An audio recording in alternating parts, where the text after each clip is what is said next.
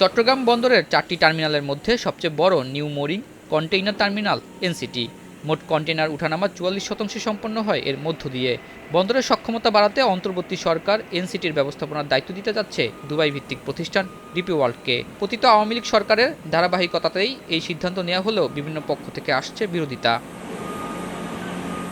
সবশেষ এই বিষয়ে বাংলাদেশ যুব অর্থনীতিবিদ ফোরামের পক্ষ থেকে এনসিটি পরিচালনায় বিদেশি কোম্পানির সঙ্গে চুক্তির চলমান প্রক্রিয়ার বৈধতা প্রশ্ন নিয়ে হাইকোর্টে রিট করা হয়। বৃহস্পতিবার এই বিষয়ে দ্বিধাবিক্ত রায় দেন আদালত। তাই বিষয়টি সুরাহার জন্য প্রধান বিচারপতির কাছে যাবে। তিনি তৃতীয় একটি বেঞ্চ ঠিক করে দেবেন। সেখানেই এ ব্যাপারে দেওয়া হবে চূড়ান্ত রায়। পিউনি জাজ তিনি ডিসেন্টিং দিয়েছেন, অর্থাৎ তিনি বলেছেন আমাদের লোকাস স্ট্যান্ডি নেই এবং প্রিম্যাচিওর, আর আমরা ন্যাশনাল সিকিউরিটির উপরে আমাদের কিছু উপস্থাপনা ছিল মহামান্য আদালতে, সেটা তিনি ডিসএগ্রি করেছেন। আর একটা various of law which have been challenged, আমরা যা চ্যালেঞ্জ করেছিলাম সেটার প্রতি উনি ডিসএগ্রিমেন্ট। তো দাঁড়ালো এখন পিউনি জাজ ডিসেন্টিং, প্রিজাইডিং জাজ আমাদের পক্ষে। তো এখন প্রসিডিউরাল ম্যাটার হচ্ছে this matter will be referred to honourable chief justice. তিনি একটা তৃতীয় বেঞ্চে পাঠাবেন, সেই বেঞ্চে আবার শুনানি হবে।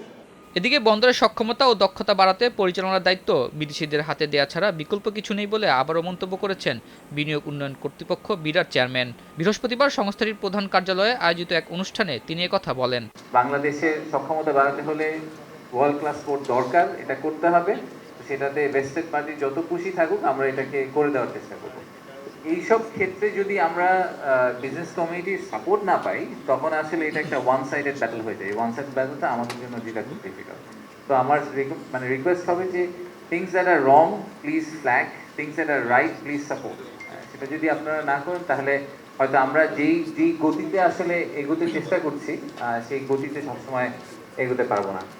এনসিটি ছাড়াও চট্টগ্রামের লালাদিয়ার নতুন আরেকটি টার্মিনাল নির্মাণে ডেনমার্কের এপিএম টার্মিনালের সঙ্গে চুক্তি করেছে সরকার। চুক্তি অনুযায়ী বন্দরটির নির্মাণ ও পরবর্তী ৩০ বছর পরিচালনা করবে প্রতিষ্ঠানটি। আতাউর নিয়ন, স্টার নিউজ, ঢাকা।